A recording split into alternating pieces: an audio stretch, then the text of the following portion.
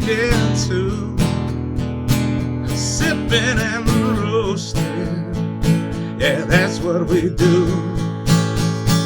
Set 'em up, knock 'em down, make that cherry glow. Whiskey and cigars, the gentleman's cologne. Cheers, y'all.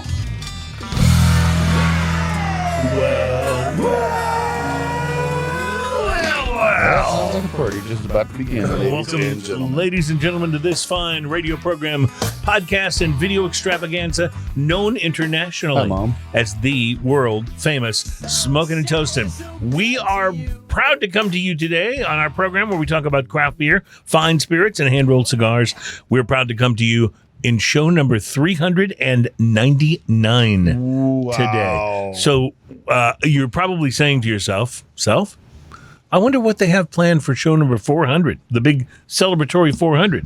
And the answer is absolutely nothing. We have no plans yet for next week's show. But it wouldn't be right for us to plan too big a shindig because, as we know, next week's show number 400 will actually only be halfway to 500. That's correct. And so, I don't know, it just doesn't seem like the halfway point should be commemorized. Plus, like part of the reason is if you want to keep a secret, you have to make it actual secret. So we keep these things even secret from ourselves. Mm-hmm. So you never know what we're going to do next because we actually never know what we're going to do next. This program is brought to you by Seat of Your Pants Broadcasting.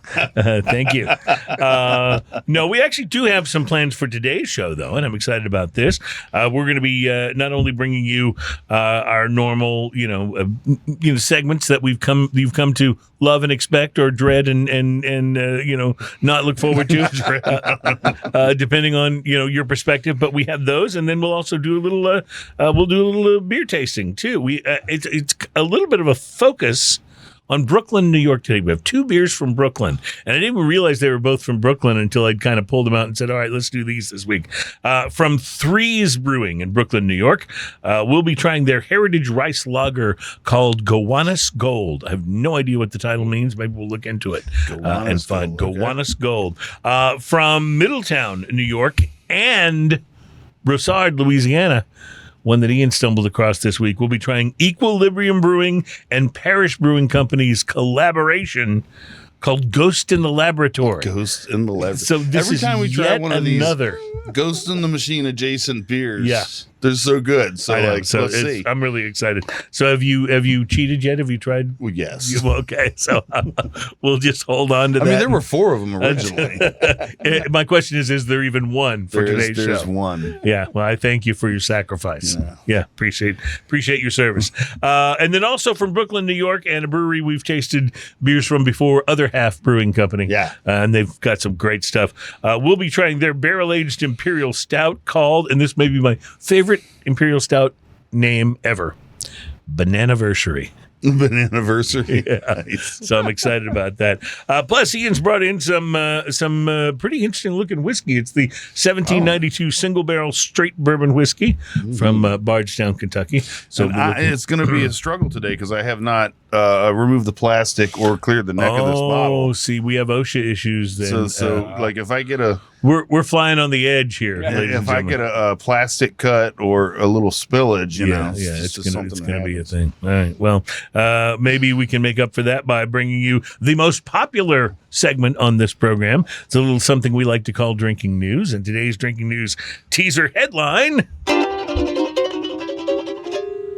It looks like a Lego, but it's not. Oh, no. I see what you did there. Yeah, I'm glad you like that. But it's not. And we'll bring you the drinking fact here momentarily. And a little teaser for that one is My Dinner and Drinks with Andre. Remember there was a movie called My Dinner with Andre? Yeah. So that's where I was. That's what I was aiming for. It's not Look Who's Coming to Dinner. That's a whole this different. Is Andre the Giant. Andre the Giant. Yes, exactly. The Giant. Excited about. Tell you about some cigars to watch for. The Cigar Trophy Award winners have been announced. We'll get into that. And there's a new beer that's gone viral that is named after like the worst person ever. So we'll get to that. Like the worst person ever? Like the worst person That's the ever. thing is that I could think of at least 2 worst people ever. Okay, good. So, We'll see if you're right or not. Hold on to that thought. The part of the show that we also the part of the show that we also love to do in the first segment here is a little something where we try something that at least only one of us will know what it is. It's a segment we call The Beverage of Mystery. And the beverage of mystery is where one of us brings in a beverage, does not tell the others what it is. Sometimes it's a seltzer, sometimes it's a canned cocktail, sometimes it's a beer, sometimes it might even be something else. We don't know for sure. I think we've even had one whiskey, didn't we? That was a beverage of mystery. So, it's always interesting, but the whole concept of it is tasting it without knowing what it's supposed to be. It smells good. Yeah. Oh, it does. And you know what? While you guys are smelling and talking has a about very this, specific smell. And I'm trying I to realized figure I didn't bring the can in for the big reveal. what exactly it smells like. It's got a very... I can't figure it out either. It has a very... I mean, is that citrusy, I would say? It's definitely citrusy. But, and it's Mountain Dewy almost. Yes, I want to say Mountain Dew. But not quite. But not exactly. It's not quite. It has too much lemon for Mountain Dew. It's not enough dew. It's Mountain Dew, the soft drink, was actually named after Mountain Dew is a name for moonshine, like particularly really? In the Hillbilly Holler area. They called their moonshine Mountain Dew. It was also originally formulated to be a mixer. Mountain Dew, the soda was. Yes. Yeah, that's it so was interesting. always good with what was and it? now it just knocks people's teeth out. Yeah, and a lot of people combine it with Red Bull. So there you go. Well, I think it was good with like Jameson or something like that. Always mixed it well with it. I can't imagine. What is it? This smells like it smells great. Jim Beam. That's what mixed good with Mountain Dew. Jim Beam. That was it. Jim Beam and Mountain Dew. Yeah. Well, that sounds Get like your scotch and mayonnaise. Classy bars you're hanging out at there, Jerry. That was, Okay. that was when I was like 21. So, on one hand, this smells like a fruity punch. Yeah, on the other, it does have a fruit that's what it punch is. smell. It smells like the Hawaiian punch. The Hawaiian punch. That's exactly what it smells like now. And on the other hand, it kind of smells like a floor cleaner.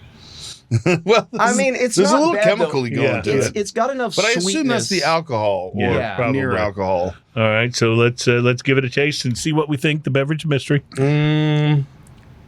It takes a different turn. Yeah, on the tongue. It turned all right. Way different turn. It does not do the smell justice. I was expecting a lot. Usually it's the opposite. Usually it doesn't. It tastes better than it smells. You know what it tastes like? You know when you now just I taste brush the your cleaner. teeth and then you drink orange juice? That's what it tastes like. Okay, so remember how you smelled a little cleaner? Well, I didn't really smell that, but tasting the cleaner, that's... So what you're saying is this tastes fabuloso. Yes, it has quite the... Yes. Oh. Are you ready for the big reveal? Oh, ouch. We are enjoying, or not, a Flying Embers Mai Tai Orange and Lime. It doesn't look like it came out There of a is purple nothing can. about that label that I would have even remotely guessed. Real juice, real ingredients, real delicious, it says. It has real ingredients. These ingredients here are real. Wow.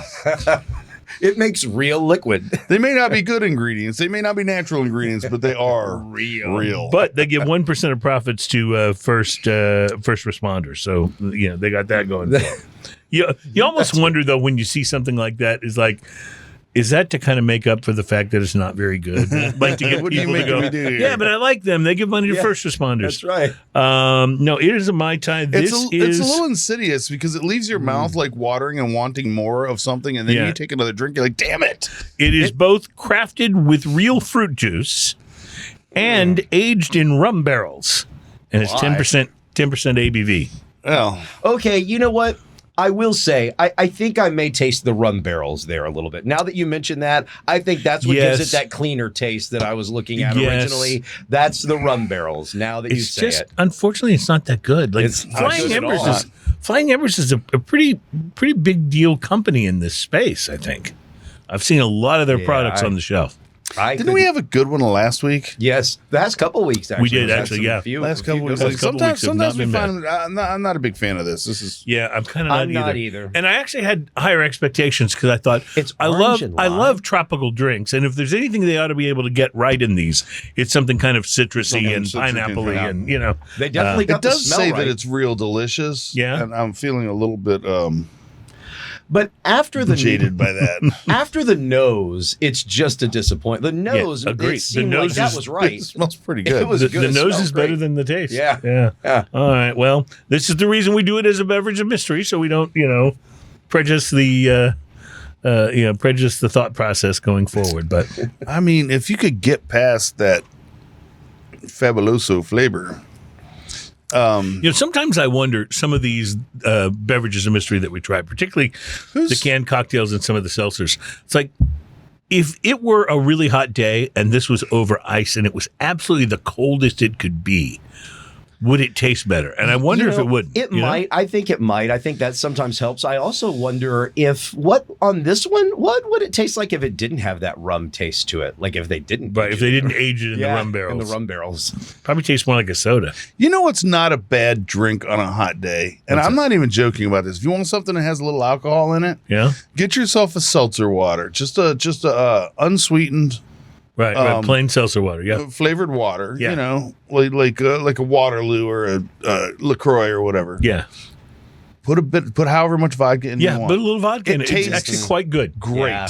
And the vodka, oddly enough, adds a touch of sweetness. Yeah, right. And you're absolutely right. It's like and you there's don't really no need a fake canned flavor. cocktail. You're wasting your time at that Just point. bring a bottle of vodka along. Yeah. And it doesn't works. come in a skinny can. Making my hand look that was huge. one thing I loved about this is that it did not come Doesn't in come a skinny can. Yeah, I thought that was a good thing. All right, let's do our drinking fact here. Terry has an intro for us and a little musical accompaniment. And now it's time for another smoking and toasting drinking fact. Yes, I love the drinking He's fact. getting Mostly so good because at that. I love that. I love that fanfare. I just do. I say it every week, but I just love it. It's awesome. Drinking facts, where we bring you a true fact about drinking, and that's about all I have to say about it. Here's your drinking fact for this week's show. The late Andre the Giant. You nailed it, Terry. The late Andre the Giant would sometimes drink over 100 beers in one setting. Whoa. The professional French wrestler was about 7.5 foot tall and weighed 520 pounds, and his drinking abilities were legend. Yes, he liked the drink. The man could consume enormous amounts of alcohol. There are stories about him throwing back 6 bottles of wine before a fight. Whoa. 100 beers in 45 minutes at an airport, and 119 beers over 6 hours in a bar. Wow. Can you imagine? Like, can you imagine this bar tab? Like, it's a good thing he got those parts in movies and Right, stuff to yeah. keep himself like, Yeah. because that bar tab is Well, like, dude, have you ever seen Wow. a picture of him with a can of beer in his hand? yeah, His hand is so big, it looks like it's like when I hold one of those little mini cans. It's like, right. It's absolutely outrageous. It looks hilarious. You would have looked at that bar tab and been certain then, like, that was for 20 people. Oh, It's, sure. it's like when someone hands you one of those little tiny water bottles, the little Yeah. half pints or It's whatever. like when I go, hey, Ian, let's go out for drinks. Bring a friend. I'm buying. You go, okay. I'm bringing Andre the Giant. met 100. Oh, man. I'm picking up the tab. All right, we got to take a break and we'll be back. Lot to talk about, bar including tab. tasting a little beer from Brooklyn in the next segment. You are watching and listening to Smoking and Toasting. We'll be right back.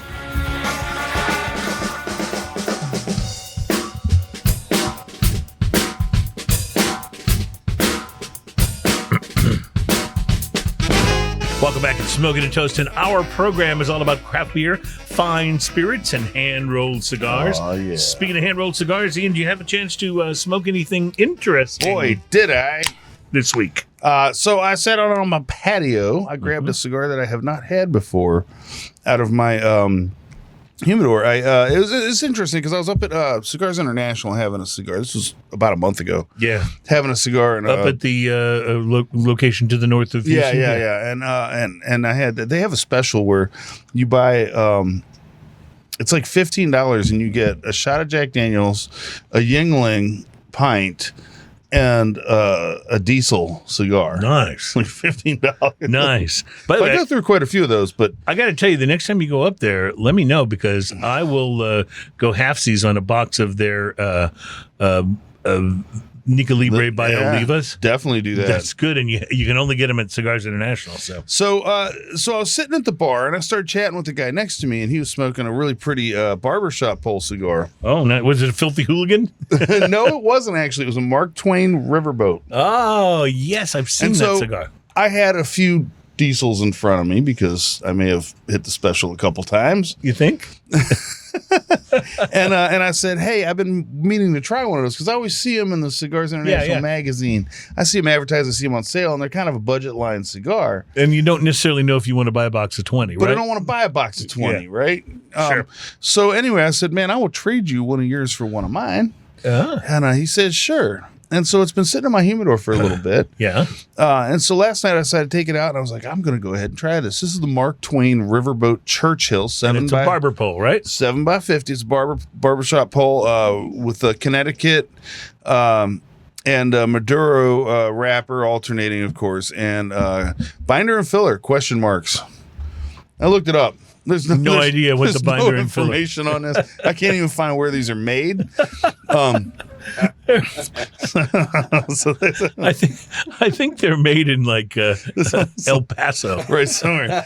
Anyway, the appearance on this beautiful barbershop pole, oily and leathery to the touch, some inconsistency in the texture, but a firm feel overall. Single band, kind of classy with a Mark Twain picture of his face on the front.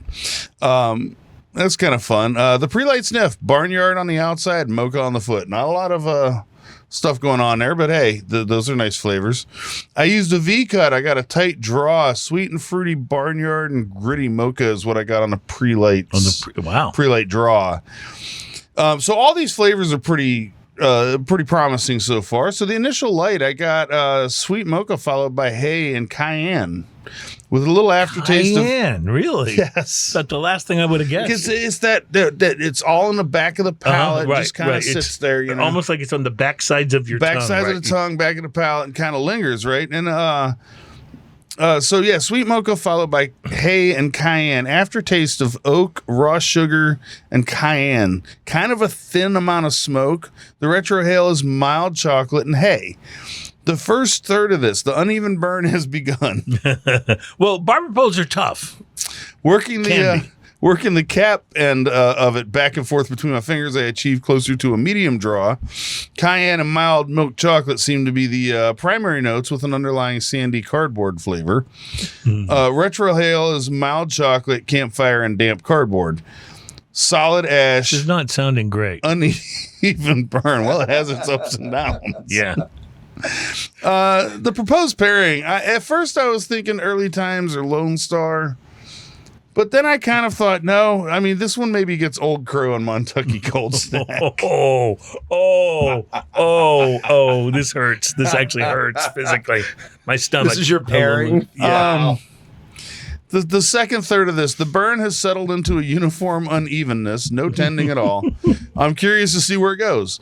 I used a cutter to see if I could achieve a better draw with limited success. The draw remained the same, with slightly more smoke production. I puffed a bit much in an effort to draw more nuances and found a bit of paper fire. Yeah, I was when it got a little too hot. That never goes well. The retrohale is milk chocolate and hay, solid ash, uneven burn. The last third on the cigar, the burn remains blissfully uneven. Sandy cardboard note kind of ramps up and overtakes the chocolate. Oh my God. Leaving damp cardboard and cayenne with campfire and fresh cut lumber kind of as the main flavors going on in the last bit of this. I just want to say, this review is a public service. Because for those of you who get the Cigars International catalog in the mail, right? And you've looked at the Mark Twain barber poles, you've thought, I wonder if I should order some of these. We're helping you out here today. Well, I mean, look, this is my experience. I'm not saying this is bad or good. I'm just saying this is what I experienced. Yeah. So, So, where was I? Sandy cardboard note ramps up, overtakes the chocolate, leaving damp cardboard and cayenne with campfire and fresh cut lumber. Retro hail is damp cardboard and campfire by this point in time. Solid ash, uneven burn. So this cigar about $95 for a box of 20 or a bundle of 20. I don't know. Okay, so it's not super expensive. So it comes in at about $4.75 per stick. Yeah. It's not super expensive, especially for a barbershop pull, but I'm giving this one a solid 3.5. Oh, it's solid. A very solid 3.5. Oh, yeah. Our price to quality scale it's a 1 to 10 scale. 1 to 10, and if you get 5, you get exactly what you pay for. If you're getting below 5, you're getting a little under what you're paying for. And I think, honestly, at $4.75, I can buy a sun-grown or a Maduro factory smoke. Factory smoke from Drew Estate. Yep. You know? Much better. For $6, I can buy, if you can find them nowadays, but that punch spring roll. Exactly. Which is amazing. Yep. You can find the Nika Rusticas in the same price, like $1 more maybe. And those are all killers. So I think this one for me, not so much. We're going to take a break. We'll be right back. More to taste and more cigars to talk about when we come back. It's Smoking and Toasting.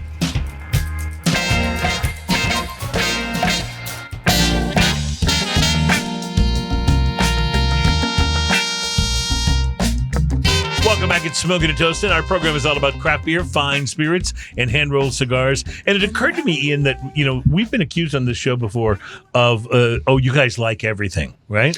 Well, but I was just thinking, we have for this week's show, so far, it might feel the other way. Like, I promise you guys, we do have things on that we like. But that's the whole thing, is we generally will buy things that we like, because I don't want to spend my money on something I'm pretty sure I'm not going to like. But like in the case of the cigar, you were hoping you would like it. Right, yeah. I was hoping I was going to find a new budget cigar and I'd be like, man, I can get 20 of these for $95. Heck yeah. Our show is called Smoking and Toasting. We're all about craft beer, fine spirits, and hand-rolled cigars. Tell you about the cigar I smoked this week for the show. It was the Caldwell Blind Man's Bluff Maduro Magnum.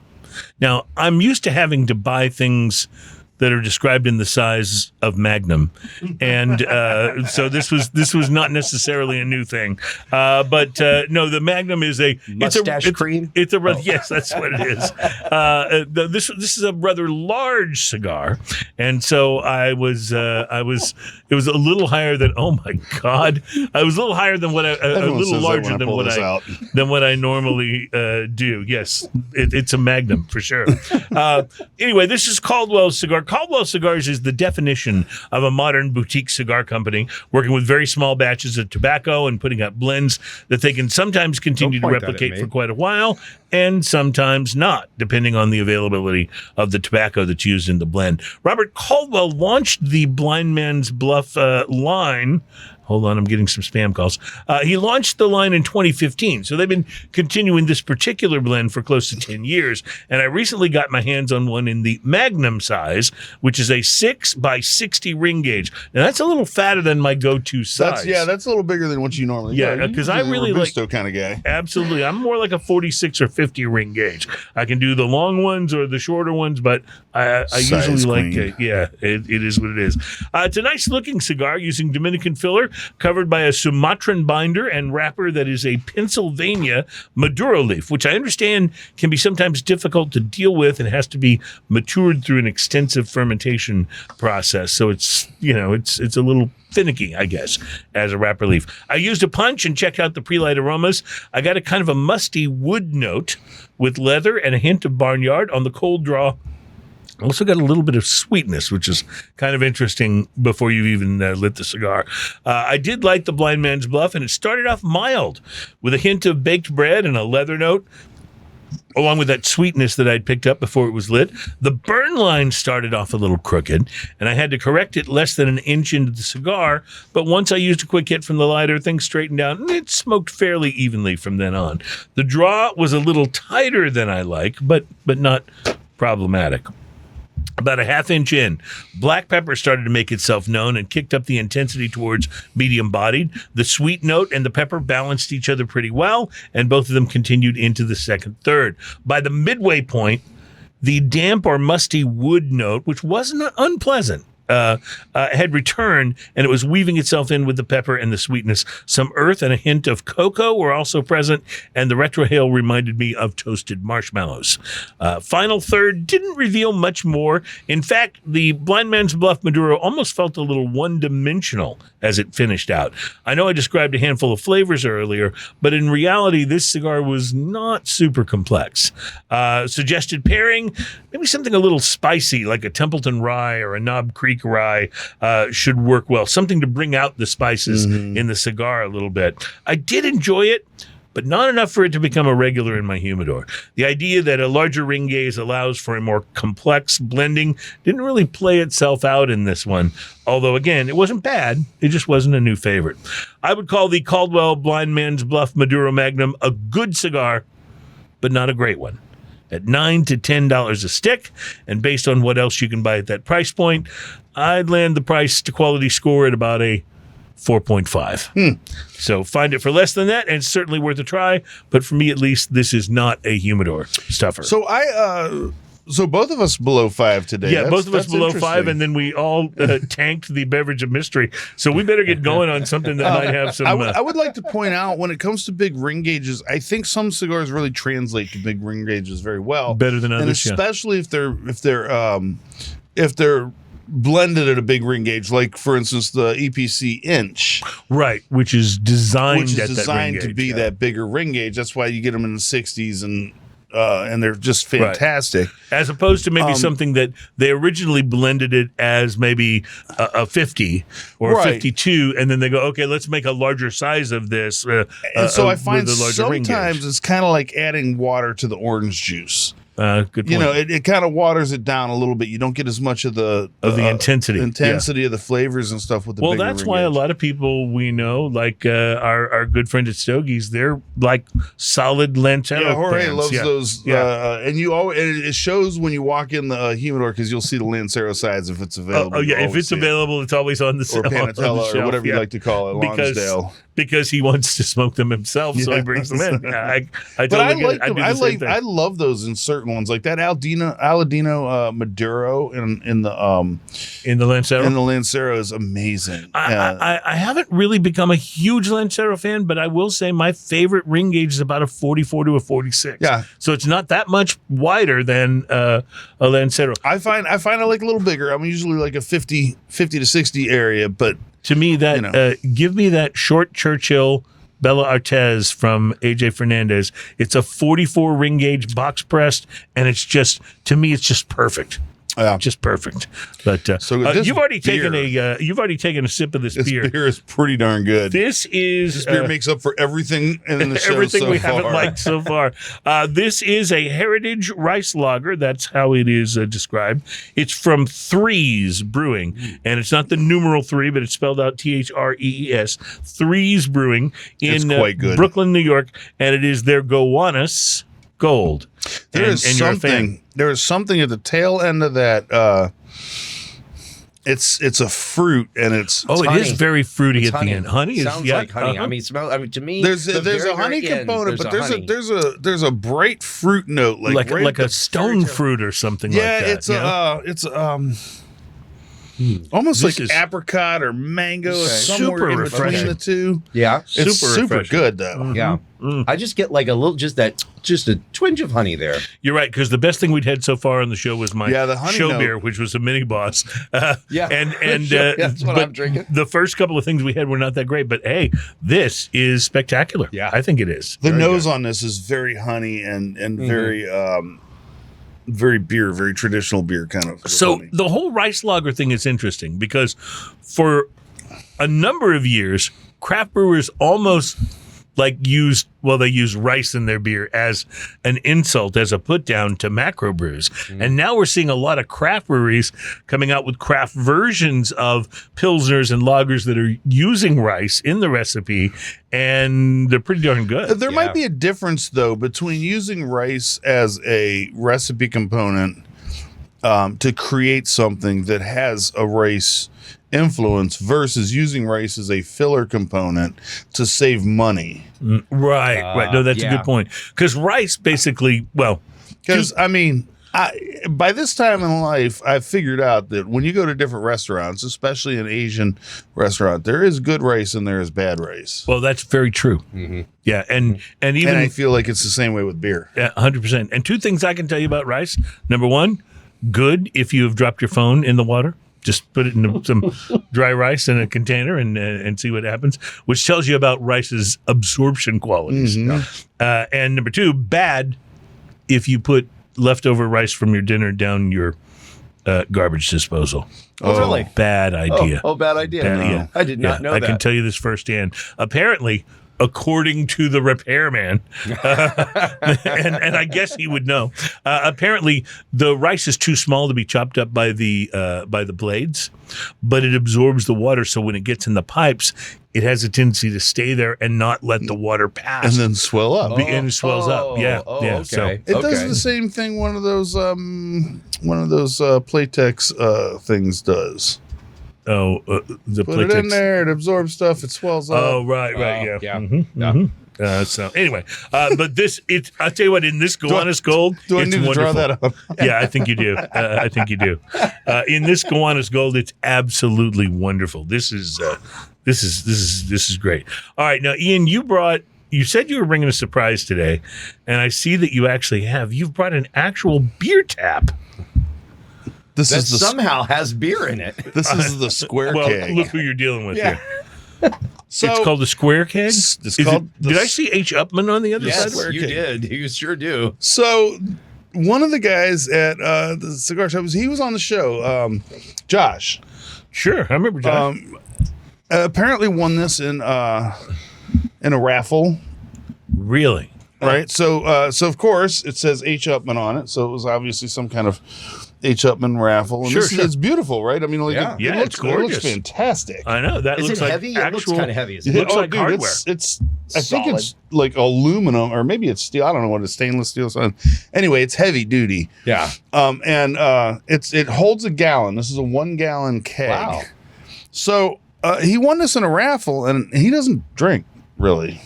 Oh. So he goes, I know a guy that might use this. So he You gave it to think? me. Wow. So I assume you take this off the top and pour the beer in there? Or So how he do gave it to me. Well, so basically you've got this big square keg. And so this is basically an overbuilt growler, right, with a tap on but it's also a gallon. So it's a double growler. it. Okay, yeah. Gotcha. All right, and so when you take it into to get it filled, this whole part right here, this whole tap system just unscrews, take it off, and you have a cap that you put on top of there. So then you just have the square part of the keg, and you take it in, and that's what I did. When I was up at Eureka Heights picking up the show beers, I said, you know what, I need to fill this thing. Mm-hmm. And so they filled it with their barley wine for me. I was just about to say, to anyone who finds that they forgot have to the pull myself opportunity to get one of these, you don't have to fill it with barley wine. That's just what Ian I did. don't understand what that You means. can fill it with anything you want. What does that sentence even mean? No, this is quite good. So, This is Eureka Heights barley wine? Yes. It's fabulous. It's fantastic. So I had them fill it with their barley wine, which is not cheap. Mm-hmm. And took it home and went to put the whole system together and realized that in the package I was missing, there's a steel straw that screws into the bottom of this. That's the siphon. And I didn't have it. And that was a Sunday night. So I got online, I looked them up, Square Keg, and I contacted them, just sent an email, said, hey, I'm missing this part. And then didn't think about it again. And that was like sometime like 7 or 8 o'clock Sunday night that night. Well, by 10 o'clock the next morning, they had already emailed me back and said, just to confirm, is this the part you're missing? And I said, yes. They said, send us an address. We'll get one out immediately. Wow. Like they were on top of it. Love when that happens. Yeah. Like right away. So they sent it out. And when it finally came in, I put the system together and brought it on the show because that was one of the things. Josh goes, I'm going to give this to you, but you got to bring it on the show and show it also. Oh, and I also told Square Keg that we were gonna check it out on the show. So I thought they'd have a little bit of fun with that. I see that the brand name is Square One. It's a registered trademark. Is this something no. people- Square Keg is the brand. Square One is the model. They also have a gotcha. Square 2, which is 2 gallons. So Square Keg is the name of the Yes. company. And so I assume we can find these online and buy them? Yeah. Awesome. Now, does Dude, that I love this. does that carbonate the beer as it's Think doing about it, or this. is it already You're carbonated? It doesn't having a carbonate party, the right? beer, but it comes with this whole tap system, right? And this tap system has a CO2 cartridge right here. Yeah, And then a regulator that you can adjust the amount of pressure that it's Right. going to pour. So, and you also, like, once you put it on there, you purge the air. So your beer lasts and stays fresh. Well, think about this. You're having a party, And maybe this not a can stay in your huge fridge. party, right? You're not throwing a party for 100. You're throwing a party for, a few of your friends and stuff. So you don't necessarily want to go get a keg for the party because you may wind up with 3/4 of a keg left. Yeah. Now, for most people, that's a problem. Maybe not for you or me, Right. But for most people, that would be a problem. That's a lot of leftover beer that may not, stay good long enough. But with something like this, you can go buy your beer in growlers or bottles or cans and put it in here and only use what you need. And you've got this cool tap. There's at your more bar. implications to this. So first off, it's shaped in this square, so it fits in coolers, it fits in the fridge, it fits on the shelf. It's not a big round thing. But I want you to consider you could put anything in this. So think about craft cocktails. Oh, yes. Now you're talking. And then you could pressurize. You could carb them in here if you want, but you could pressurize could make it. margaritas 100%. or sangria Now you're and thinking. put it in here. Yeah. Wow. I am. Do you have the retail value on this? I mean, There, this estimated setup, retail this value. whole kit with everything that comes with it is $279, I think. It's not bad. Not bad. Okay. So, worthwhile investment. and not for a a party. sponsor. Like, these guys were super nice to me, but I love the way it works, and I love the idea for, like, it's great for beer, but think about the cocktail the implications cocktail of aspect. it. That's amazing. And speaking of sponsor, we want to thank Eureka Heights for not only providing the show beers, we're enjoying it, but apparently also for this wonderful filling up barley this wine. wonderful Really barley good wine. barley wine. Check it out. That's apparently only available at the brewery. So if you're in the greater Houston area and you happen to go to Eureka Heights, try this because you won't be able to get it anywhere else. All right, still lots to come on the program. We're going to break into some cigars to watch for, and there's an area of craft brewing that's showing explosive growth in a time when craft brewing itself is beginning to slow, and we'll tell you what that is next. It's Smoking and Toasting.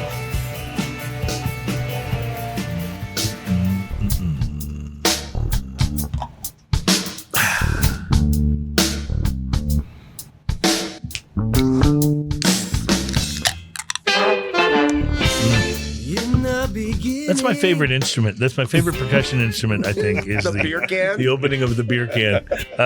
Welcome back. It's Smoking and Toasting. Speaking of beer and craft beer, and we're about to try what I'm guessing is going to be some really amazing craft beer. I'm every week I go online and I'm looking for articles, different things we might be able to talk about on the show that might be interesting about craft beer and other things. And I'm just getting so tired of reading the gloom and doom forecasts about beer. Oh, so many breweries are closing. Oh, so many, surely it's going away. Yeah, right. Craft beer it's over. It's doomed. When in reality, it's like anything. It's like every headline for the news. Water. Yeah. Is it dangerous for your kids? Yeah. Tune in at 10 o'clock. Video tonight at 8. Yeah, exactly. but no, it absolutely is. It's like everybody wants to be the harbinger of doom, when the reality is things that get really popular do eventually slow down. Yeah. It happens. It's part of the life cycle of everything. Can't buy a Buick Well, we or a talked Pontiac about anymore. how like when they doom and gloom that, they're like, our craft beer sales slowing down. Well, yeah, they're slowing down, but they're still growing. Right. That's Like, they're just not growing. they're not at growing the rate at the that they rate had they were. been. That's exactly right. And when the whole beer as a beverage, as an alcoholic beverage that people consume, where the numbers on the beer consumption are down, it is mostly, not all, but mostly at the expense of macrobrews. Mm-hmm. The people are just not as big on Bud Light as they used to be, or Miller Lite, or whatever it may be. Also, the ready-to-drink cocktails, and I'm including the seltzers and stuff like that, have taken a certain portion of the sales too. So that's put a little bit in it. I was excited to read this article because it was a glimmer of good news in the bad news that seems to proliferate online about craft beer. And it is a category in the craft beer world that is surging. It's like a beacon of hope. It's like this exciting upward growth trend in sales. It's not barley wines. It's not barley wines. I'm sorry. That was really good. It one is- from Eureka Heights. I was hoping. It is the stovepipe. Oh, The stovepipe is an industry term for the 19.2 ounce cans. So you've got your regular 12 ounce cans, right, like this, and then you've got your 16 ounce cans. It's called a tall boy. Yeah. And then there's the ones that's about that much taller. It looks like basically two That's the of ones. these stacked on That's the top ones of that each you other. get at House of Blues. Right, exactly. Oh. And now at the little store downstairs in my building at Phoenicia, they've got a whole row of these, and they're things, beers that decent I know, beers, yeah. beers that I know, like Shiner. Mini Boss, for example, and Shiner, Yeah. and the Banger IPA from St. Arnold. A lot of these beers are in this, and this apparently is growing like crazy. Stovepipes, the article I'm looking at in VinePair, are burning hot. I just want to mention I didn't make that pun. That was their pun. I just read it. It's a 19.2 ounce package, relatively new to the mainstream mix of vessels in which Americans will buy off-premise beer. And it wasn't even that long ago that the hottest large format container in the brewing industry was a 22 ounce glass bottle, the Bomber. Right. And I kind of missed the Bomber. Memories. I kind of missed the Yeah, Bomber. nobody makes unless it's a real fancy beer, no one even uses those anymore. Exactly. But the future is now, and in it, 19.2 ounce cans are posting eye-popping growth. The top 15 craft brand families are selling. They're selling beer in stovepipes has soared during the last 13 weeks, adding almost $21 million in sales. You got to question the economics of that. So you're giving out not quite two beers, right? I'm not sure what the cost of one, like a premium, like a Shiner, or a Mini Boss, or one of those. So I can tell you because I have bought a few of the St. Arnold Banger IPA, which is their sort of like double or triple IPA. It's great, and it's really good beer. And I bought a few of them downstairs. I think it's $4.99. So $5 buys you roughly two beers in one can.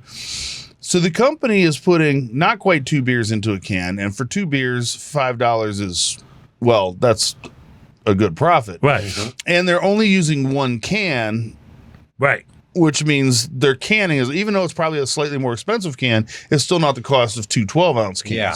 So they're able to bring their products in especially like with that. the top and stuff like that. Yeah. And then when you get home, you get to say, I only had 3 beers. Right, exactly. I mean, come on. This is priceless. And you know what I love about them is if you buy them and use them for game day, it's like I can like make it last through the entire first quarter.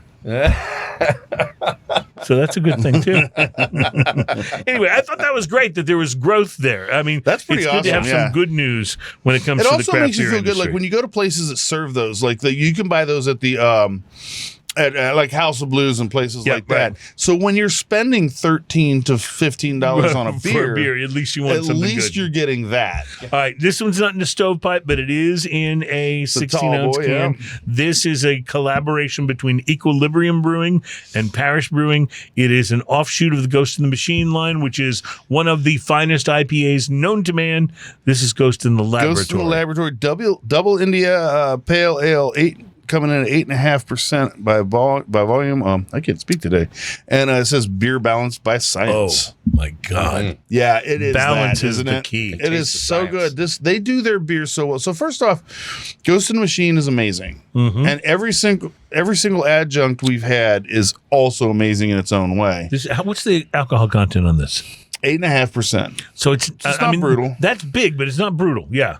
This may be the creameest version of Ghost in the Machine I've ever had. Think it you're is right. a little bit pricey. Yeah. I think the 4-pack cost me $16 or $18. Okay. So it's interesting when these breweries collaborate. I think in most cases they brew it at both places. They settle on the recipe. I haven't and they seen brew it at this both places. anywhere else. I found this at D&Q Mart here in Houston. Wow. Which is such an interesting little place. But yeah, this is.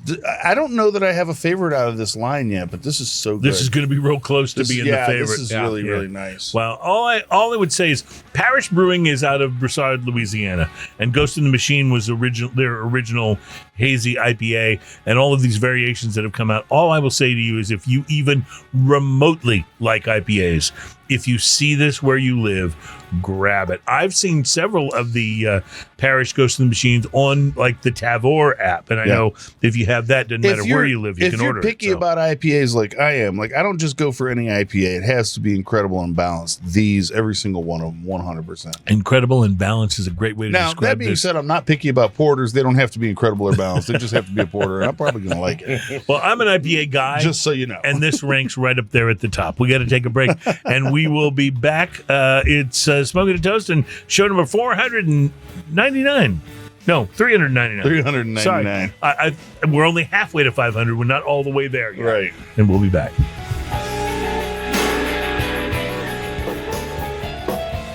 Welcome back. It is Smoking and Toast, and our program is all about craft beer, fine spirits, and hand-rolled cigars. We're so glad you're here. Thank you to all of our radio affiliates everywhere. If you're hearing Smoking and Toastin' on a radio station, broadcast station, please do me a favor and let the station know you appreciate them carrying the Smoking and Toastin' show. That goes a lot further than you might think it does. Even if you just call the request line and go, hey, thanks for doing this. That word will help us out, and that's a good thing.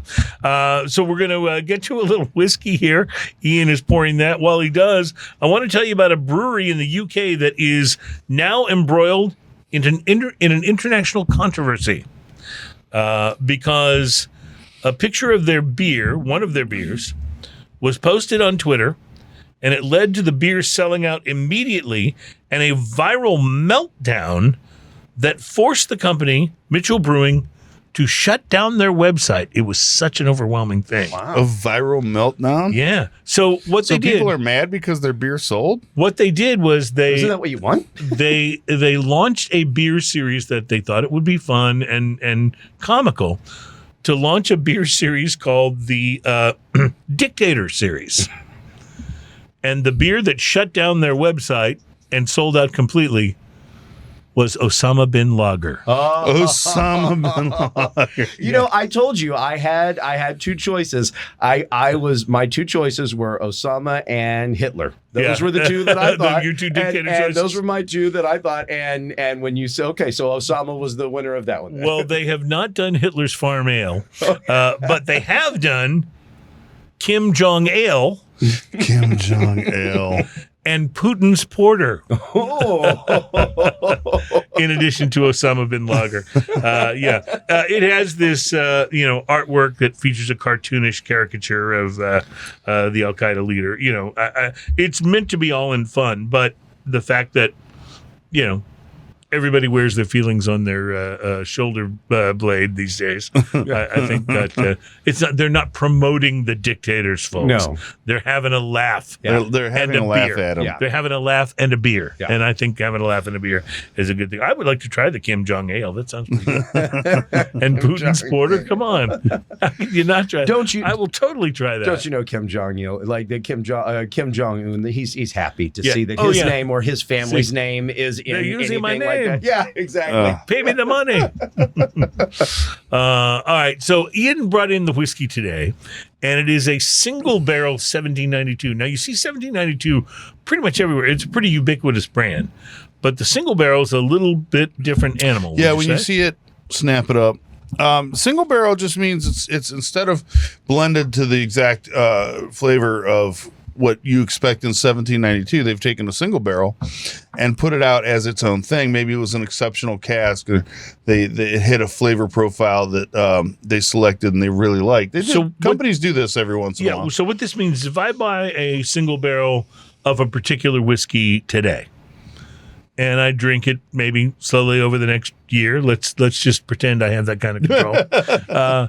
And then when it's done, I go out and buy another single barrel, same brand. That may very well be a single barrel of a different barrel. Yeah, it may not be exactly like the last single barrel. Right. But obviously they have certain standards. And because they're all coming from the same distillate, the flavor profiles tend to be At least in the same, like they have their similarities to what you expect from the regular 1792.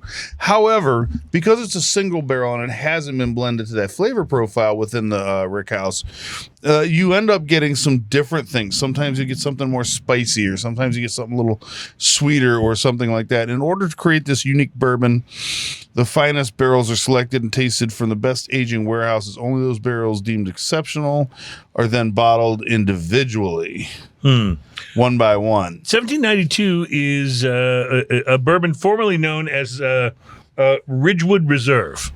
They changed their name to 1792. I was looking to see if I could find the significance of 1792. Do you know what it is? No idea. It's been around and owned by the Sazerac Company since 2009.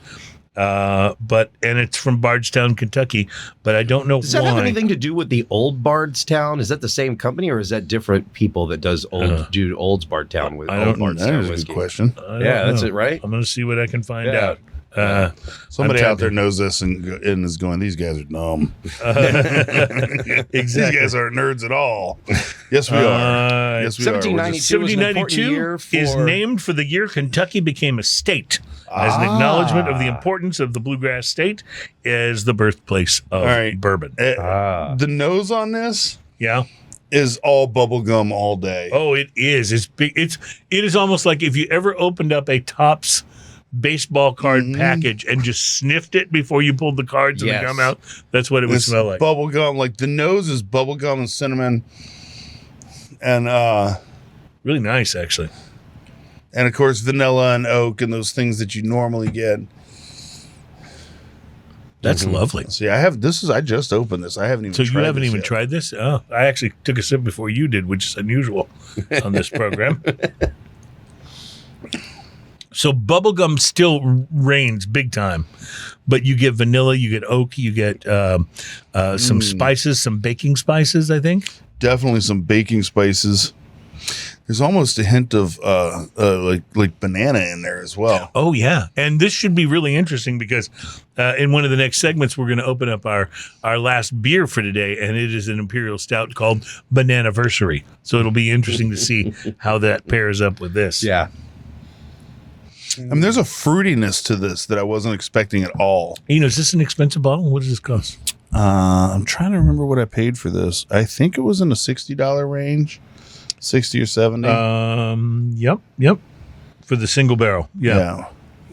You can get the regular 1792 for in the vicinity of $35, Which is quite good. yeah.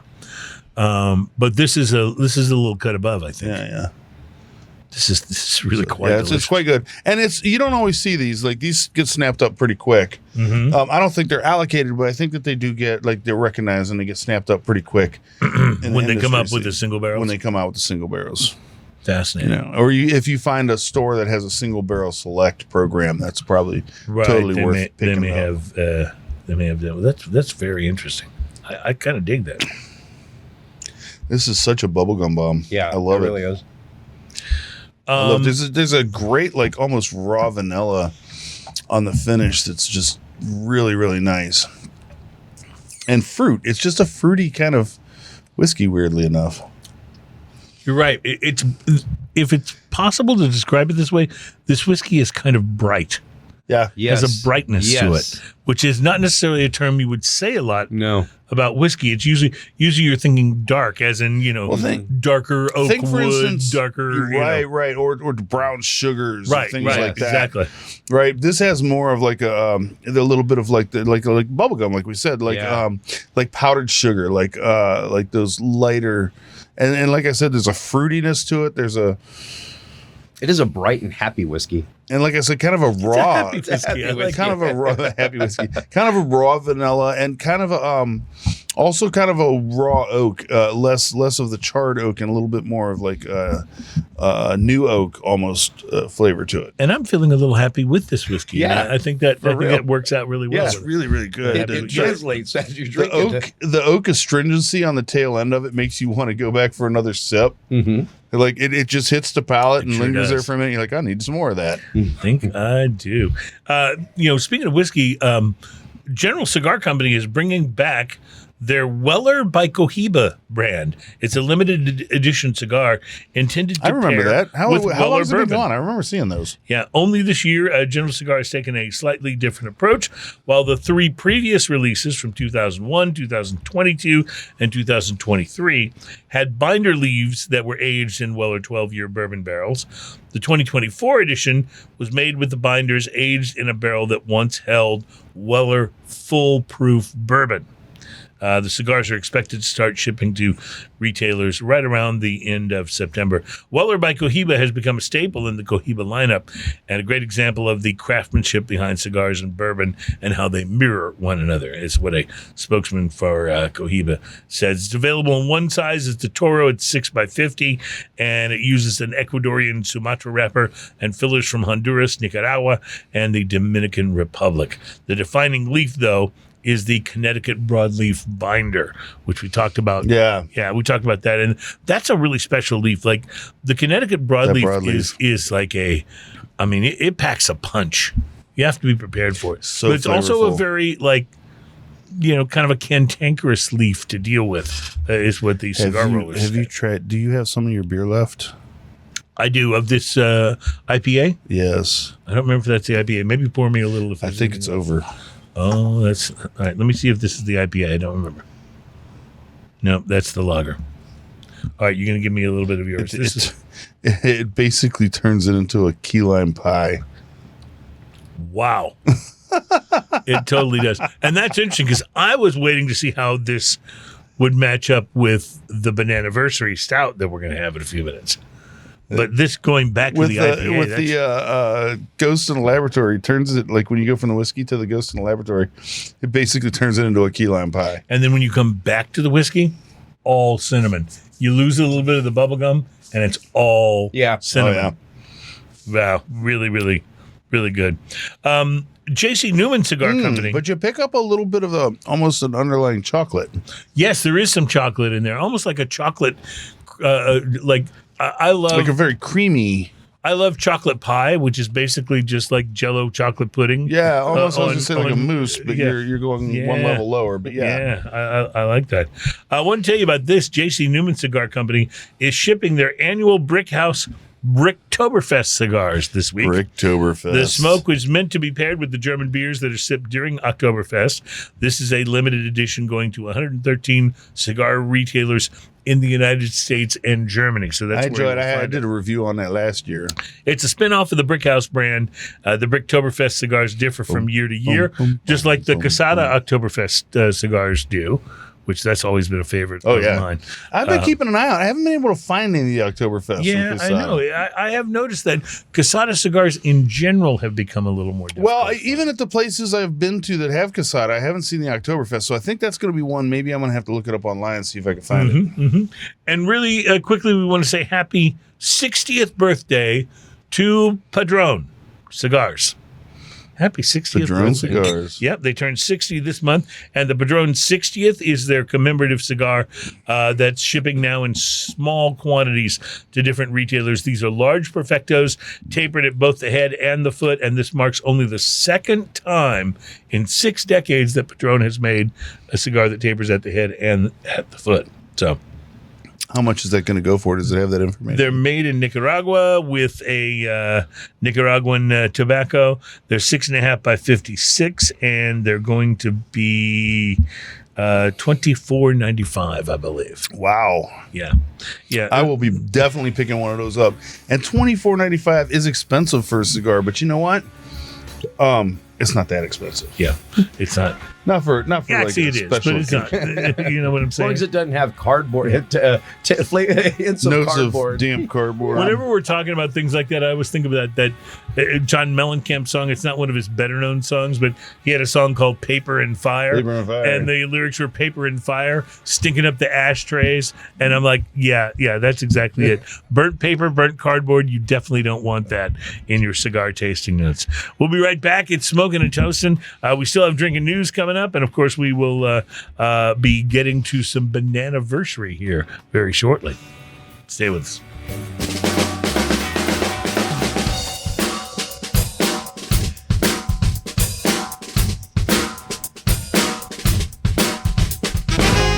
Welcome back. It's Smoking and Toasting. Our program is all about craft beer, fine spirits, and hand-rolled cigars. We are heard on podcast, all the major podcast networks. We're on YouTube. You can check out the video version of the show there on YouTube. And we're heard on great radio stations around the United States of America. And we thank those radio stations for putting Smoking and Toasting into their lineup. We appreciate it. Used to be a show called Cigar Dave. You ever listen to Cigar Dave? Cigar Dave was awesome. I used to listen to Cigar Dave all the time. I think he's still around, but he's not doing the radio version. Well, I'm not sure. Like, it was radio for a long time. And then I remember when I listened to a whole bunch of his things, you could go on his website and it would have a link to where you could download each episode and listen to the radio version of it. But it wasn't set up for podcast. Like a normal one podcast, at that point in time.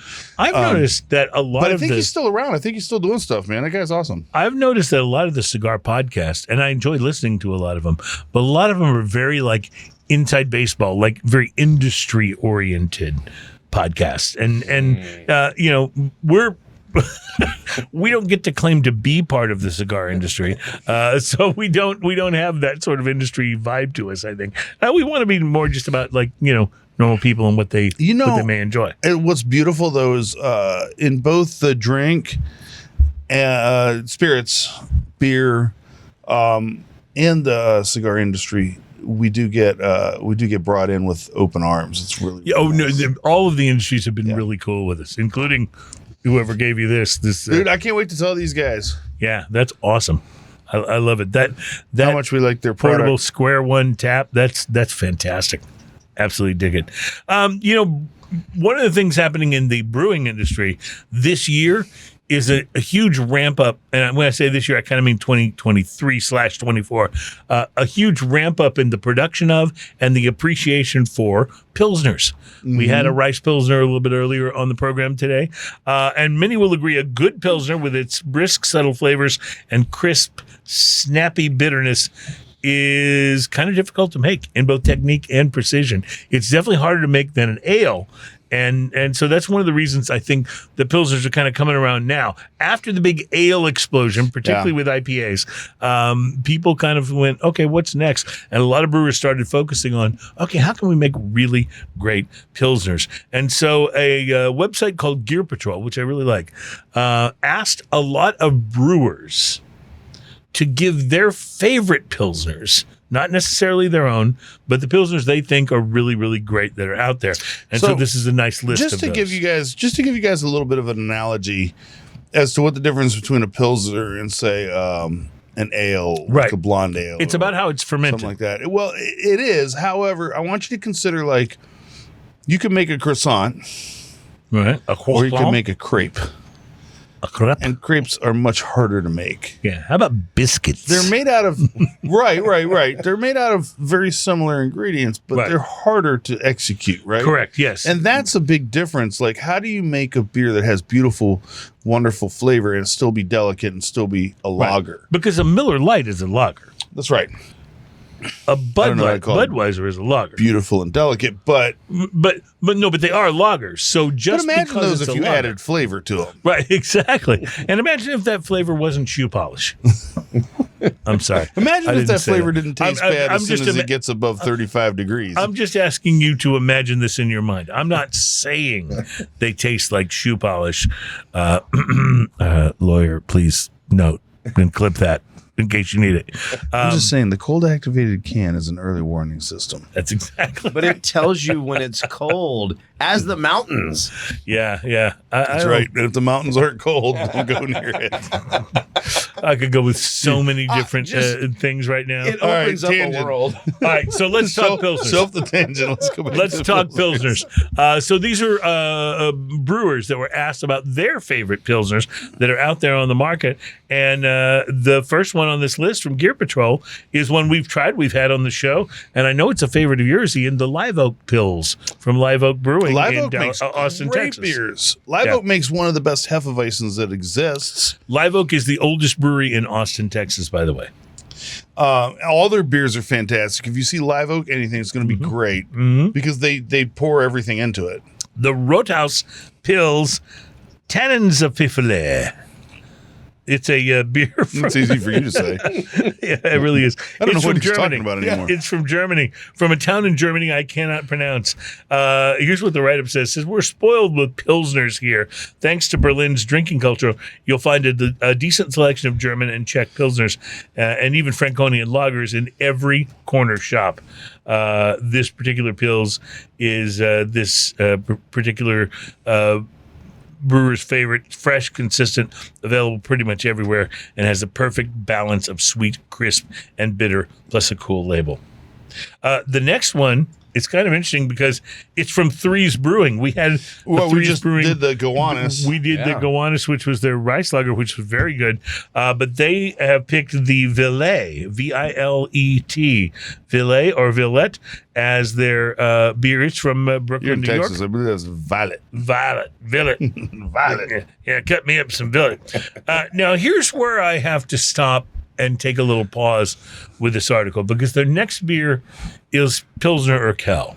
Now, I agree that if I'm at a restaurant that offers no good beer selections, but they have Bud and Miller and Coors and Pilsner Urquell, I will go Pilsner Urquell. But I don't feel like this is a great Pilsner. What's your take on that? I think Pilsner Urquell suffers from the same thing that a lot of green bottle beers suffer from, Which is skunk? which is skunk. And and if you get some that is fresh and has not been exposed to sunlight, blah, blah, blah, it hasn't had any of those things issue. If you get basically the Goldilocks bottle, which has happened, it's actually a nice beer. I wouldn't call it exceptional. I call it a nice beer. A nice beer. I'll take it sometimes. But the problem is, much like Heineken, much like a lot of green bottle beers, if they're not taken care of properly, they get skunked pretty quick. So I will just say, I actually kind of like Heineken, but most Heineken that you get in the green bottle is not good.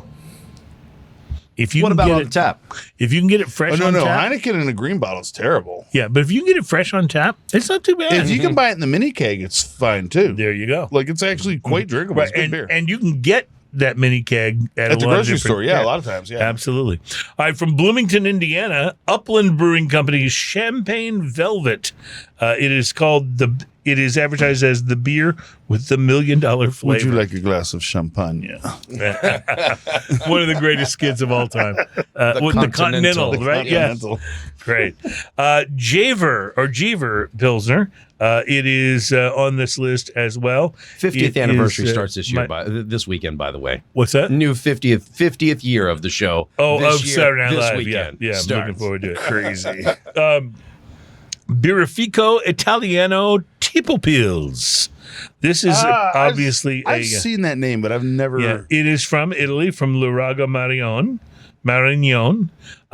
And this person writes, I took a road trip with my family to Italy one summer and called my good friend to let him know that I was going to stop by for dinner and a beer or two. He sent me on my way with a case of this, and the vacation was elevated to an entirely new level. I love this. Absolutely good. The next one is from Frem Brewing Company, or We've had some of their beers. as I like to call them, P-Frem. P-Frem. It is their family brewers. There's two M's, Pilsner. right, for Fremum. Yeah, they are from Hood River, Oregon, and this is. I will tell you this: every single beer I've ever had from that brewery has been outstanding, like above average. Those guys really know what they're doing, and I really enjoy calling them P-Frem. And then I there's love the way this square cake pours. By the way. you just love barley wine. That's what this is all Well, about. there's that too. Heater Allen Pils makes the list. They're from Portland, Oregon. We've had some Heater Allen stuff. Yeah, this is my go-to Pilsner that's not ours. Kevin Davey, who's the brewmaster at Wayfinder Beer, says it's Czech style, so expect a good punch of hops and a sturdy amount of Bohemian malt. I love malt that's described as Bohemian. There's something extra special about it. And finally, I Must believe be this, exhausting. it may not be the last one, but close. Victory Prima Pils from Victory Brewing in Downingtown, Pennsylvania. I will tell you from living in Victory Brewing. So when I lived in Philadelphia, one of the interesting things about the liquor laws in Pennsylvania is you cannot go to the store and buy a 6-pack. You can buy a 6-pack to go at a restaurant, but you can't just go to the Well, they grocery call store. it like it's Six-pack. also a bar / bottle shop. Right. Or you can So go, you can go to a bar and get a 6-pack to go. You can go to a beer distributor and buy beer. Yes. And they have these little, there was one actually about 6 blocks from my house when I lived in the suburbs of Pennsylvania. And it was almost like a gas station, except without gas pumps. They had the roll-up doors, like at the gas station where they go to work on the cars and stuff. Roll-up doors, and there would just be cases and cases of beer. And you could buy beer there, but you had to buy a case. And so one of the things that was very popular there was like the mixed case from a particular brewer, right? Mm-hmm. And I used to get the Victory mixed case, and it included the Prima Pils. It also included, and my friend Dave Murphy and I joke about this all the time, it also included the Golden Monkey. I would have been very happy there drinking Golden Monkey. I know you love the Golden Monkey, but Dave didn't care for it, and I didn't care for it, and most of the people, like when we would do a party, didn't care for it. So eventually, Dave would be buying these Victory Brewing, mixed cases, and eventually his refrigerator would be filled with nothing but golden that Monkey. would have made me so happy. Yeah, I realize this. Y'all are just inviting the wrong people. You should have been inviting Ian. Just a little skunky for me. Bellwood's Bellweiser is the next, and I believe almost final beer on the list. They are from Toronto, and they say this is one of the nicest Pilsners out there, made by some of the finest folks in the industry. And Seed Stock Czech Pilsner from Denver, Colorado, from brothers Ron and Jason Abbott. Seed Stock is a small brewery in Denver that refuses to give in to the hype of hazy IPAs, instead paying homage to their European ancestors. And then Hill Farmstead Mary is the final one on our list. It's from Greensboro Bend, Vermont, and it says, we drove the next day across the state, ultimately to Portland, Maine, and stopped at Hill Farmstead along the way. It was there I first encountered Mary, the perfect intersection between the balance you can bet your life on from a Hill Farmstead beer and the archetype of a craft Pilsner. So that's some flowery language there to say beer good. Beer good. Yeah, beer. That was a lot of syllables to say beer good. Beer actually good. So I thought that was interesting. Like, you see a lot of articles about IPA and about bigger beers like porters and stouts, but to see a whole article like that with those kind of recommendations on lagers. And I will say, even though this is a different beer from Threes than made that list, I would highly recommend this Heritage Rice Lager. This is very good as a Pilsner to enjoy. And speaking of enjoy, this 1792, this whiskey just continues to thrill. Have you tried it with the barley wine yet? Oh, actually, I haven't, because my barley wine cup is empty. If only we had a tap around here with barley Look at how wine. nice. Look, I'm going to turn this so you can see how nice this square cake pours. Watch this. It does seem like it should have that angelic chorus happening, doesn't it? It's so nice. All right, so I'm going to try this barley wine and then try a little bit of the whiskey. Or should I go the other way? Oh, yes. You should go both ways. That's what he said.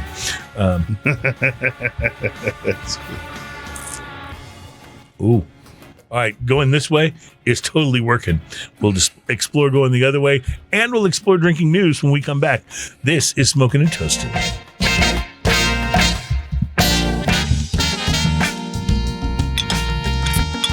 Welcome back. See, the fumbling around the cap is my favorite part. I love that. It's just absolutely There's wonderful. no reason for it other than for sound Other effect, than for right? sound clankety clank. Because I'm not really, I'm not really that uncoordinated. Right. Yeah, I've seen you open bottles many times, my friend. You generally go right to it and it's done. He Just hasn't like had that much of the 1792. That's yet. right. Although it's a good looking bottle, we could definitely Dude, go this there. is beautiful. Look at that. Bananaversary. I love that Bananaversary is spelled out, by the way, in bananas. It's spelled out in bananas. That's how you know you're in for a treat. And I'm excited about trying it with this whiskey. Oh my gosh. but before just smelling the nose on this. Yeah. But before we get there, it's time to bring you one of the most popular segments, the most popular segment on the Smoking and Toasting show. Viscosity on this. Pass this brick around for I'm not sure what dripped into this. Terry wants more whiskey here. I'm not sure what dripped into this cup, but it went sploosh I think it was a banana. and splattered stuff on my It's got pieces of on real my banana. time sheet. I'm not here. going to fall for a banana to tailpipe. I'm not gonna fall for no banana tailpipe. Ladies and gentlemen, it's time for the most What is popular segment happening here? on this program. It's time for Drinking News. Drinking news, drinking news. Now it's time for drinking news. For the man with one arm said he had a gator for that. When asked about his absent arm, he said, I had to take my gator to the vet. drinking news, drinking news. Now it's time for drinking news. Cheers, y'all. Drinking News is the segment of the program where we bring you stories that sometimes not always are about drinking, but are always best enjoyed if you've been drinking. I say as Ian refills my... The 1792 is not going home. 1792. 1792 has been harmed during the production of this show. For sure. So has some barley wine.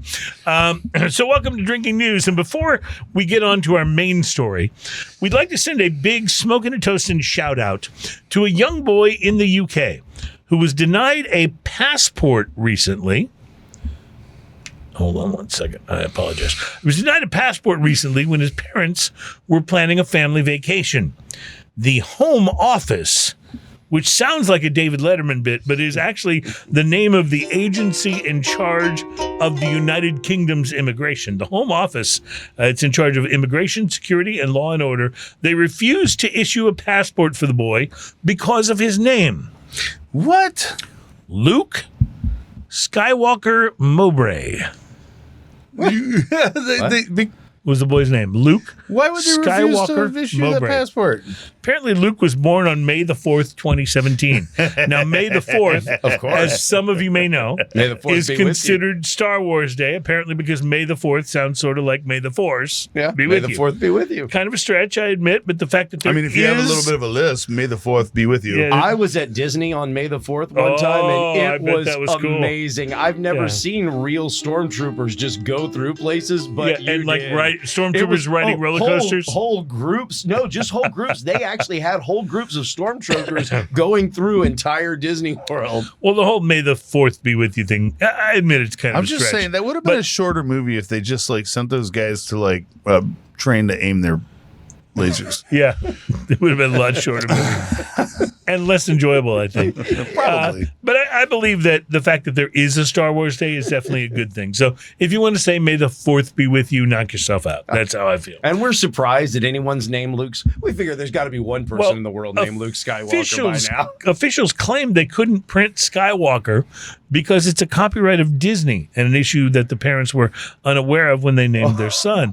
Now, the couple was initially told that they'd either have to change their son's name Or give their get son to Disney? or get Oh. permission from Disney to use Skywalker in order to get him a passport.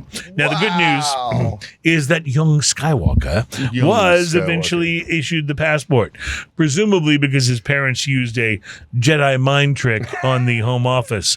This is not the boy you're looking for. In any event, he will be able to accompany his family, This is the passport that you will bring. on vacation to Endor, the Ewok planet, or wherever it is they're headed for their Endor, holiday. yeah. Just for those of you listening, and there were A lot of hand motions waving and movements. going with all of those. Check YouTube. Like Endor, the Ewok planet. Yes. Yeah. Well, and this is not the passport you're looking Oh, gotcha. I enjoyed the Ewok cartoon, by the way. So Well, the Ewok cartoon was a great thing. I don't know what that says about you, Terry. I'm going to have to think about that for the rest of the show. Do you put pineapples on pizza? And now on to our top story on Drinking News. I didn't say it was the Star Wars Christmas that I liked. Oh, that's the best. Star Wars Christmas is the best. And now on to our top story on Drinking News, which also involves a young boy and serves as something of a cautionary tale for kids everywhere. Be careful what you do, because the effects of your actions could stay with you for many, many years. It wasn't until an Arizona man named Andy Norton was in the shower recently, trying, as he often did, to unstuff his nose.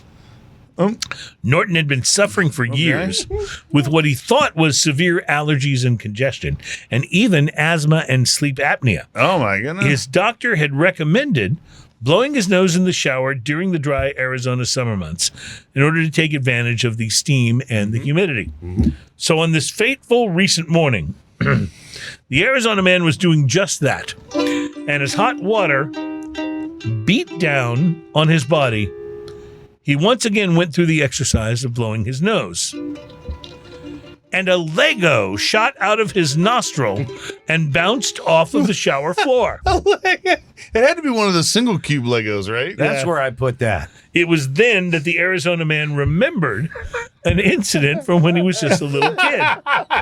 And then it hit him all at once. Around 1998, the young Norton was playing with his Legos when he decided, as young children might be wont to You do, think this will fit? to shove a dot brick into his nose. Ouch. Now, I know where this will fit. He immediately realized that this might not be the best option for Lego storage. But he also proved that a square peg can't fit a round hole. Yeah. And screw you, toddler game. But the dot brick is round, so it does have that. I thought that was the single dot, Yeah, no, that's square the dot brick. brick. Yeah, there is a round version, I guess. Yeah. Never mind. Forget my rant. I know what you want. That's the one you put on the top of little things Exactly. for So he light. immediately realized that this might not be the best option for Lego storage. So in his young wisdom, he quickly hatched a plan to get it out. And you can just see a kid coming up with this plan and going, yeah, this will do it. He built a Lego man minifigure and tried using that to put in his nose to try to connect the dot piece to the Lego head like a hat and pull it all out at once. Okay. And of course, you can imagine what happened well. then. If I send Lego Man Emmett up my nose, He will can retrieve get the hat. You can imagine, of course, what happened. The Lego man's head, actually larger than the original nostril dot, also broke off in his nose. And now the Arizona boy was in real trouble. So at this point, he gave up on solving the problem himself and began to do what we would all do in that situation, which was to yell for his mom. Somebody. Mrs. Norton assessed the situation and quickly produced a pair of tweezers, which she was able to use to retrieve the Lego man head and painstakingly pull it out. Now, his parents could find nothing else in his nose, so the whole incident was soon forgotten. Although, unbeknownst to them, the initial Lego dot brick wound up lodged in Norton's sinus cavity, where it would remain for the next 25 years. Oh my gosh. high quality plastic. Norton described finally dislodging the missing Lego as feeling like, quote, a plug came out and experiencing a great rush of relief. Yeah. Now, for the first time in decades, the Arizona man can breathe normally, which is a wonderful conclusion to our drinking news story. I mean, honestly, it's fair to say that most of our drinking news stories do not wind up with a happy ending. No, usually someone goes to jail, Yeah. but someone gets hurt. But this one did. And that's something that I don't mind telling you that I find incredibly inspiring. And of course, as our regular listeners already know, when I get inspired, I often express this inspiration by putting pen to paper or fingers to keyboard and writing a literary sonnet or some lines of prose that kind of bring it all home for me, you know? Many of my family members and at least one licensed therapist have tried valiantly to dissuade me from sharing this poetry publicly. But knowing that my writings might just brighten the day of even one of our listeners, I simply can't help myself. And so, with a little poetry reading music, I'd like to share my poem with you now. First, a little barley wine. And it goes a little something like this. In the shower, he was just overcome with relief. Where'd that Lego come from? As a kid, the man knows. He put the toy up his nose. Hey, at least you didn't put it up your bum. Reporting live from Arizona, I'm Jean-Luc Picard Cruz, and that is your Drinking news. There's our time for drinking news. cheers, y'all. I'm gonna hit the square keg again. So have you tried the Bananaversary yet? Oh my goodness, have I? Okay, so let's get to that first before you go back to the square keg. Talk to me about Bananaversary. So first off, if I was going to put the Wonderful mouthfeel on of something on a scale of 1 to 10, 10 being like Motor oil. this might be hitting 11. This is something like wood glue, Yeah, it is super viscous. and I freaking love it. Yeah, it is. It is pretty delicious. So, I mean, If you put this on a 45% incline, it's going to take a few minutes to get to the bottom. So here's how Other Half Brewery describes this: Imperial Stout, aged 12 to 32 months in bourbon and maple bourbon barrels with wild Thai banana, 12 to 32 months are like, yeah, we don't know how long we left it in there. But it's not just like Dole bananas. Wild Thai banana, Madagascar, Papua New Guinea and West Papua New Guinea vanilla bean, coconut, toasted I coconut, totally get the toasted coconut. and macadamia nuts. Wow. Yeah, so that's Now, what's see, going I on made here. the mistake. I ended up taking a sip of the 1792 first, and then I went to this, and it tastes like Christmas cookie. When you go to the beer When from you the go to the beer 1792. from the 1792, All right, so I've just it done the tastes beer. delicious. I've just done the beer. Now I'm going back to the 1790. Okay, it just I'm gonna see what you say. But if you ask me, it just tastes like what was that? The cinnamon double. Yes, cinnamon. Yeah, It just tastes like cinnamon bubblegum. it does Yeah, taste yeah. cinnamony. It's a Very lost. cinnamony. Honestly, it loses Look at how it sticks to the glass. the whiskey loses a little bit of its complexity, but what it loses in complexity, it gains in cinnamon. I want you to understand that we're drinking a beer that beats the whiskey down. That's pretty unusual. Yeah. But it is amazing beer. But Now, go from the whiskey to the beer. I want to go back to this barley wine. Going back to the beer, more coconut. That's where, yeah. Definitely more coconut in there. Okay, so I don't mean You went this. barley wine. I don't mean this in a punitive sort of way, but after you've had this Bananaversary and you go back to the barley wine, it's kind of like it's a Michelob Ultra. And again, I don't mean that in a bad way because it's still delicious, but it's like that's how thin it feels compared to. No, it's like eating a whatchamacallit and then drinking your Mountain Dew tastes like Oh, like yeah. soda Yeah, water. Yeah. But man, going back. Why does everybody know exactly what I mean when I say that? I don't know. Actually, what so you I are talking find- about. So this barley wine and the whiskey actually go pretty well together. Yeah, This Bananaversary, I it don't kind know of that obliterates everything. I don't know that it goes well with anything, but it's freaking good. It is good. Like this is something I think like astronauts would squeeze out of a bladder. Yeah. I thought you were going to say an asteroid. Like this is some like To drink, interstellar. right? This is like Interstellar oil. because it's pretty thick. It's pretty amazing. Look at how it sticks to the glass. It's crazy. Yeah. This is really delicious. Like this is one of the best stouts I think we've ever had on the show. Oh man. It's really good. Even though it didn't necessarily play well with others, it is No, wonderful. and it does not play well with the whiskey. It just beats the whiskey down. Boy, is it good. I'm going to sip some more on this while we take a break. We'll be right back at Smoking and Toasting, craft beer, fine spirits, and hand-rolled cigars.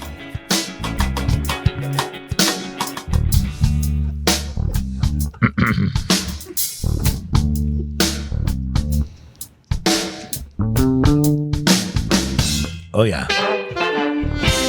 In the beginning. Welcome back. It is Smoking and Toasting. Our program is all about craft beer, fine spirits, and hand-rolled cigars. And so, interestingly enough, we have found a beer that will beat down the spirit. And that isn't always the case, though. Seriously.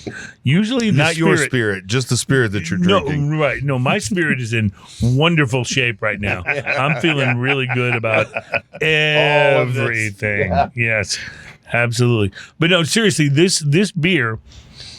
honestly, it's one of my favorite stouts we've ever had on the It show. might be one of the most viscously ridiculous beers. Yes, I agree. Viscously, it is. Viscously it is ridiculous is a great term. It is. It really is. Quick item from liquor.com. The 6 best bourbons for an old fashioned. I thought I would share this with you real quick in our final segment here. 6 best bourbons for an old fashioned. Number 1, best overall, Elijah Craig Toasted Barrel. Kentucky Straight Bourbon, number 1. Fantastic bourbon. Best classic at number 2, Four Roses Small Batch. Okay. This reminds me of my friend Pat. His wife Lydia loves the Four Roses Small Batch. Yes. Best budget, Buffalo Trace. No argument there. No problems. No argument there. Best for sipping and mixing, Michter's US 1 Small Batch Kentucky Straight Bourbon. Okay. That's You with good. me so far? Go ahead. Yeah. And number 5, best high rye, Four Roses Single Barrel. I haven't tried that. Oh, I have. That's good. I'm the rye? surprised you have not tried that. I haven't tried It's that wonderful. one. Go ahead. I'm sorry. Go ahead. And best splurge, Leopold Brothers Bottled and Bond Straight Bourbon. I haven't tried that bourbon. It's about a $70 I'm bottle. going to go ahead and put out there Bullet Rye Old Fashioned. I feel like should be on there. Bullet is classic.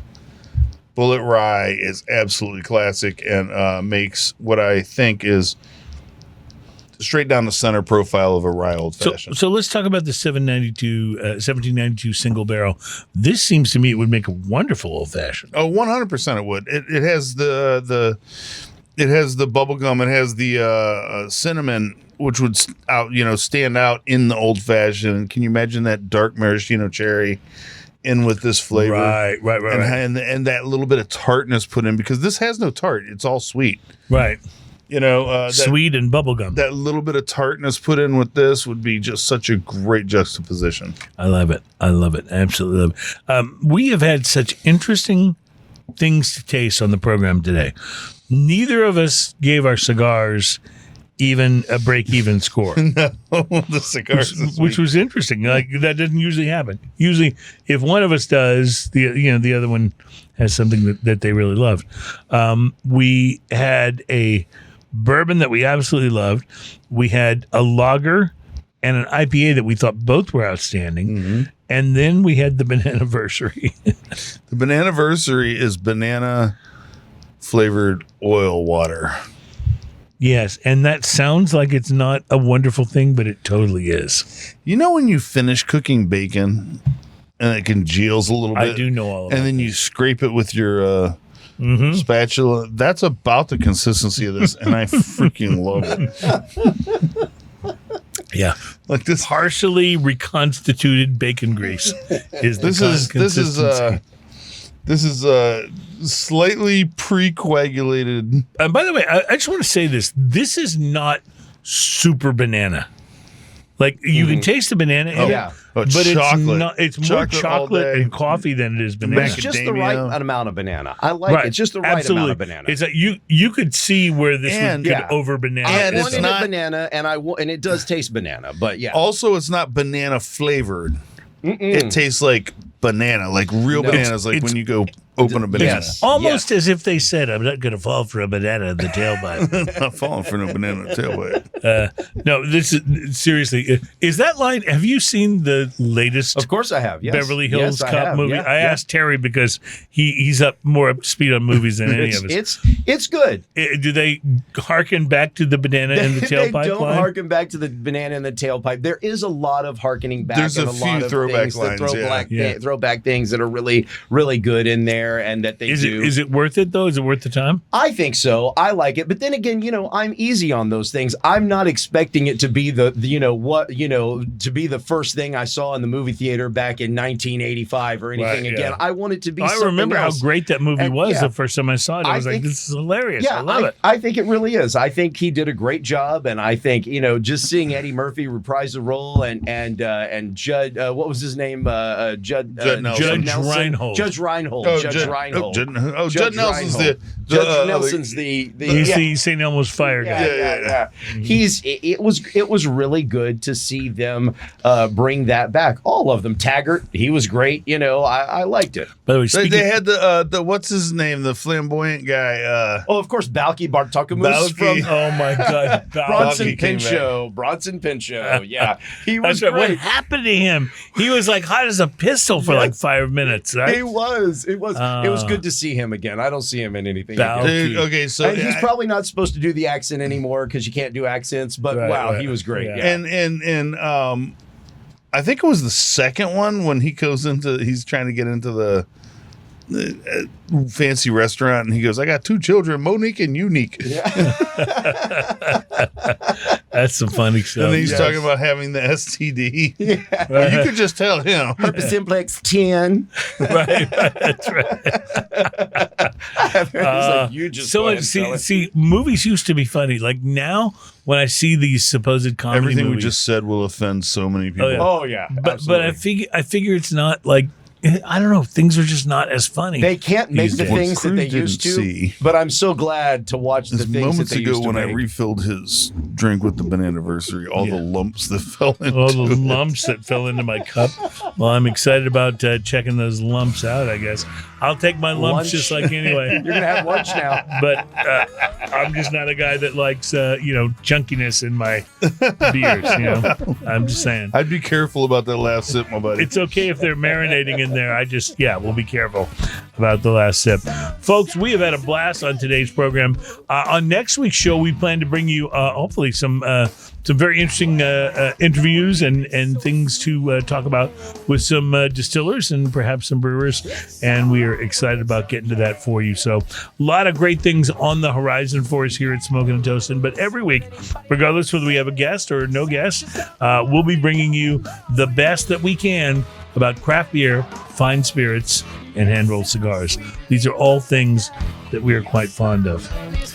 Fantastic. I love your Square One dispenser, dude. That's Dude, I'm great. totally going to let them know. I love it. Have a great week, my friends, and we will speak to you next time. Until then, cheers, y'all. Cheers, y'all. You say you can, you say you can. You don't want to take a chance.